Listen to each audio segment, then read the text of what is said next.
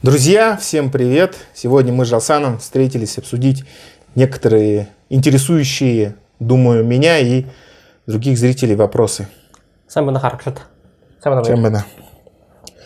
Жалсан, смотри, я для себя заметил в течение вот этого вот года, потому что стал как-то больше следить за оппозиционными и в целом даже и не оппозиционными какими-то каналами. В целом в медиапространстве такое ощущение складывается, что бурят позиционируют как каких-то слабых таких безвольных людей, которые бегут, все время нуждаются в помощи. Ну, какие-то такие потерпевшие, короче, как будто терпилы такие. Ну, у меня такое ощущение складывается. Как вообще ты к этому относишься? Согласен ли ты со мной? И какое твое мнение на этот счет? В целом, я как понял вашу мысль, большинство бурят себя позиционируют как вот жертвы. Нет, не сами буряты, а именно в медиапространстве. То есть, если взять каких-нибудь чеченских, допустим, активистов, да, там такого не встретишь, да, что вот бедные чеченцы бегут, что-то такое. А у нас в основном вот это вот, такая какая-то риторика.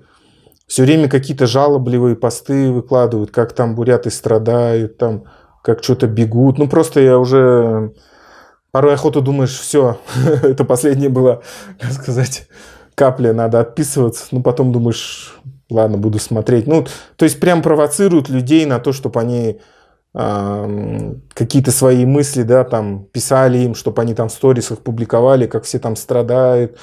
Ну, вот такое вот какое-то страдальческое, короче. Откуда это все взялось? Ну, мы же... Наша жизнь не состоит только из страдания. То есть, как будто бы перегиб в одну сторону. У тебя такого нет ощущения? Ну, я думаю, что, да, в целом перегибы есть. С другой стороны, у нас, возможно, идет ошибка восприятия. То, что мы полностью не можем следить за остальными какими-либо активистами. Допустим, тувинскими, якутскими или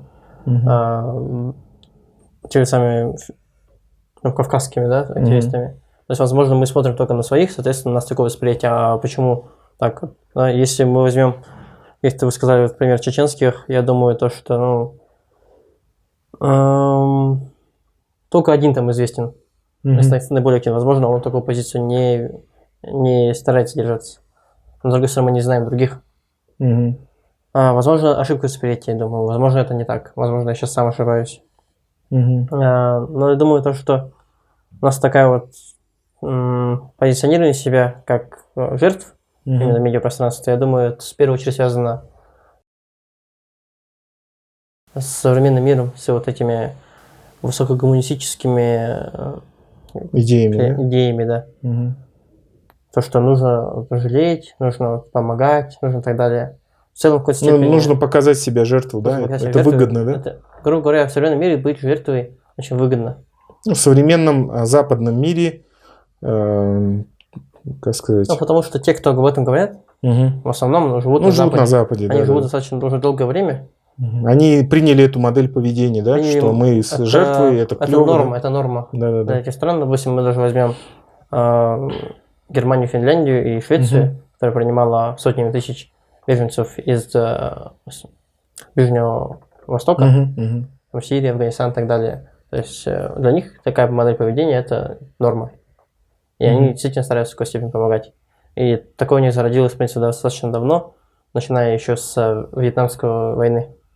Там, где достаточно большое количество вьетнамцев переехало в Германии, США в том числе, и других стран Запада.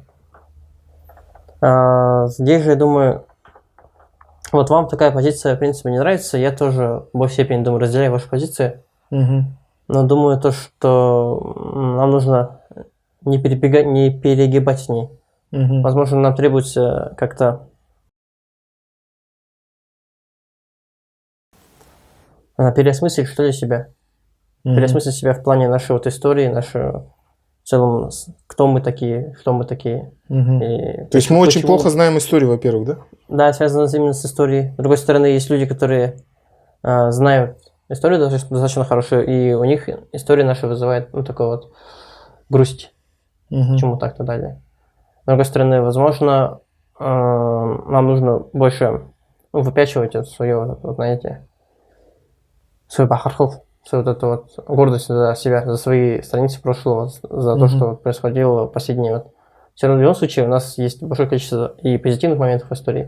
Моментов Мало об этом просто говорят. Да, нужно это действительно распространять. Говорить, что вот мы такие. Ну, начнем тоже с того, что, например, до прихода русских у нас мы были единственным народом в Сибири, который имел свою письменность, свои письменные источники, свои библиотеки имел. То есть это не повод для такого вот восприятия себя.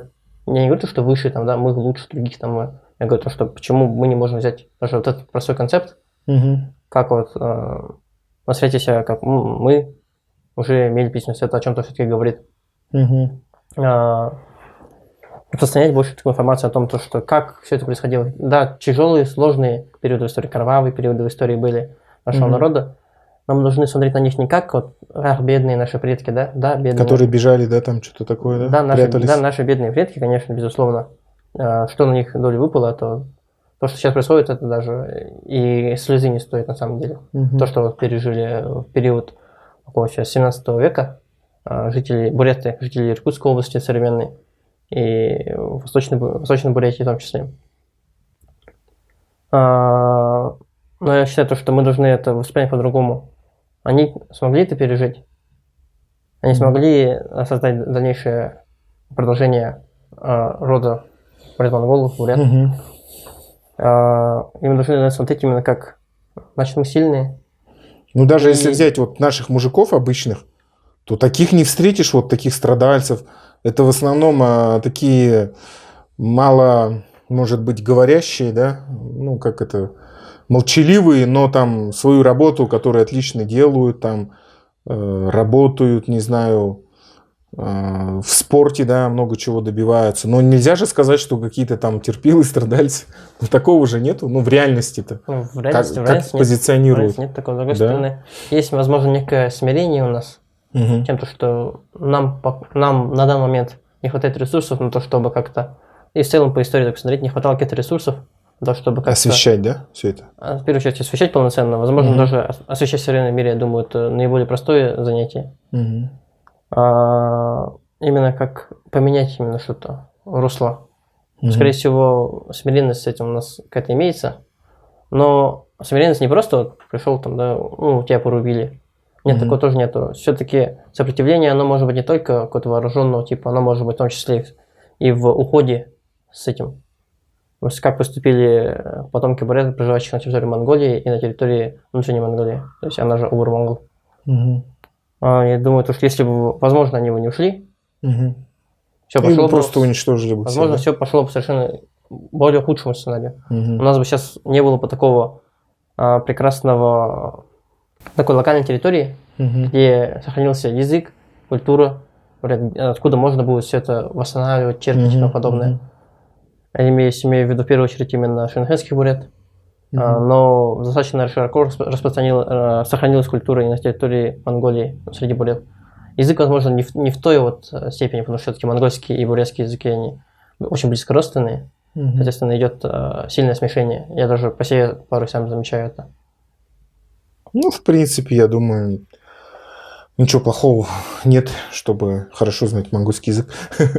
Все равно это... Естественно, они живут... Главная точка притяжения, это же сама Монголия, Улан-Батор. Здесь весь монгольский мир, грубо говоря, вот этот вот оплот, ну, находится здесь, потому что это независимая страна. Да, независимая страна.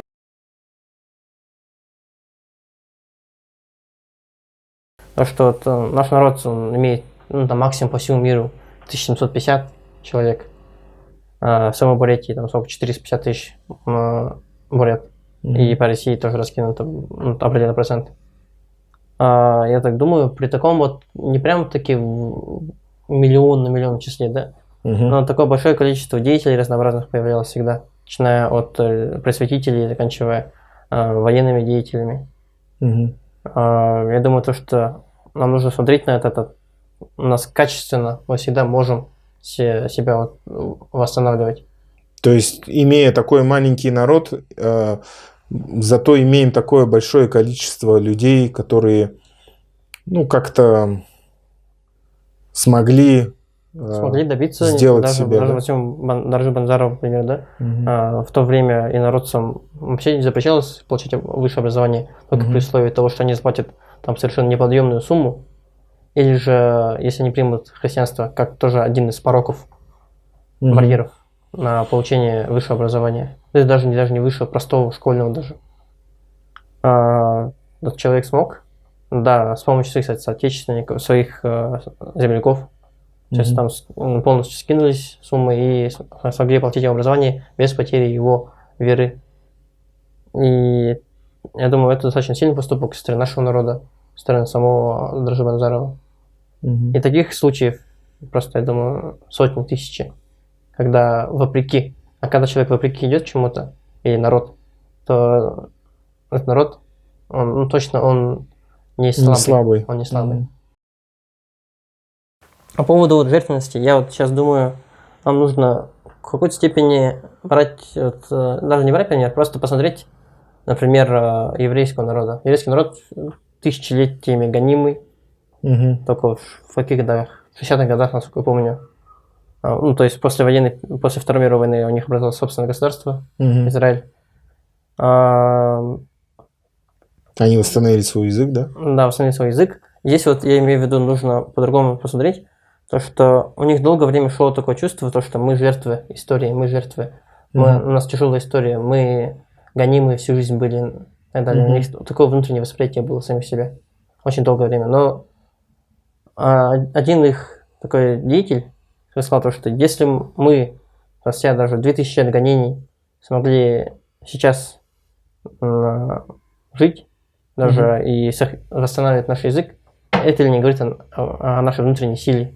Я думаю, возможно, нам нужно будет перенять этот концепт такого восприятия себя. Потому что мы, да, тяжелая история, да, кровавая история, да, так хочется порой, но это сделало нас еще сильнее, возможно... То, что не убивает нас, делает нас сильнее, да? Ну, если так выражаться таким, то думаю, да. И с другой стороны, если посмотреть на истории других народов, они, в принципе, тоже, в частности, российских народов, не сильно таки отличаются как бурятской истории или же там тех же самых якутов. Или же, тем более, взять период Кавказских войн. Я думаю, процесс примерно везде одинаковый, но нам нужно перестать смотреть себя как вот жертвы, вечно гонимые, вечно жертвы. Нам нужно, напротив, отсюда черпать силы. Да, все верно. Ладно, друзья, вот те люди, которые блогеры, смотрят, я знаю, некоторые этот блог, поэтому прислушивайтесь к мудрым словам Жалсана. Перестаньте делать из бурят каких-то вот таких бесхребетных, слабых чуваков, гонимых, терпил. Не надо это в инфопространстве, потому что мы же знаем, что на самом-то деле буряты, что женщины, что мужчины, довольно серьезные, жесткие люди, которые, по жизни совершенно не такие, но вот образ зачем-то, к сожалению, наши медийщики создают такой. Поэтому надо от этой темы отходить. Нам она, к сожалению, вот эта вот возможно, калька не ложится на бурят. Возможно, она хорошо играет на западный мир, да. Но она плохо влияет на наше самовосприятие. Да. Такая позиция. Ладно, друзья, сегодня была очень интересная беседа с Жалсаном. Пишите комментарии, ставьте лайки, подписывайтесь.